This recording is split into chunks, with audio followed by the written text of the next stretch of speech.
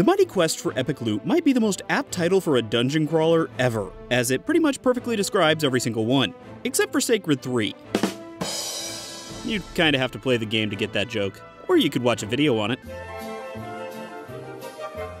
The fact that the Mighty Quest for Epic Loot doesn't take itself too seriously is probably the best thing it's got going for it. Right off the bat, the game has quite a bit of tongue-in-cheek humor that you really just need to experience for yourself. I'm not gonna ruin it for you. Right after the intro, you'll meet your tutorial helper and possibly the best con man ever, Cornelius Richling. That man is not right. You don't smile like that and not have some serious issues. The first thing you'll do in-game is buy a floating castle, which let me say, the exchange rate on this currency into US dollars must be crazy because there is no way a floating castle would be anywhere near $500,000.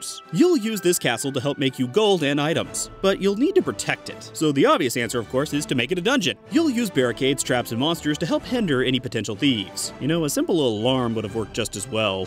All these chickens are really messing with my feng shui. And you'll want to defend your castle because other players can actually raid it and steal your money. And that's just wrong. Remember, kids, stealing is bad. But if they're gonna do it to me, I might as well preemptively steal from them. Quid pro quo, I always say. Although I think that's actually the first time I've said that.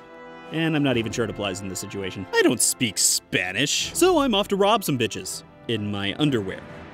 Man, this game is hitting really close to my real life. This part of the game is essentially dungeon crawling through other players' castles. To do this, you'll choose from one of 4 characters. A mage, a warrior, an archer, and the giant axe-wielding badass that I didn't feel like unlocking. All of them have really funny descriptions and backstories that you'd really just be better off reading for yourself. I decided on warrior because I don't know, I just went with warrior. What's with the 3rd degree? The gameplay is all pretty basic. Left click to attack, right click and number keys for special attacks. Kill stuff, collect epic loot.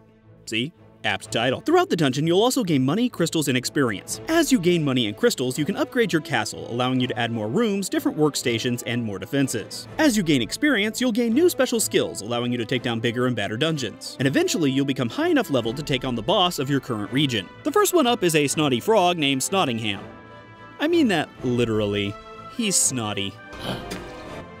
Ew. And once you fell him, you can move on to the next region. And I'm gonna call it here. I truly think that the Mighty Quest for Epic Loot has some great ideas. I really like raiding player-made dungeons and having to make my own and protect it from others. I do worry that the game might become a bit repetitive later on, but then again, this is just a first impressions piece, so I don't really know. It's a baseless worry, but a worry nonetheless. Veterans, let me know how this game plays at higher levels, because I'm actually pretty interested to see how the game changes as you progress. Damn it, NoobishMoo! Get out of my video!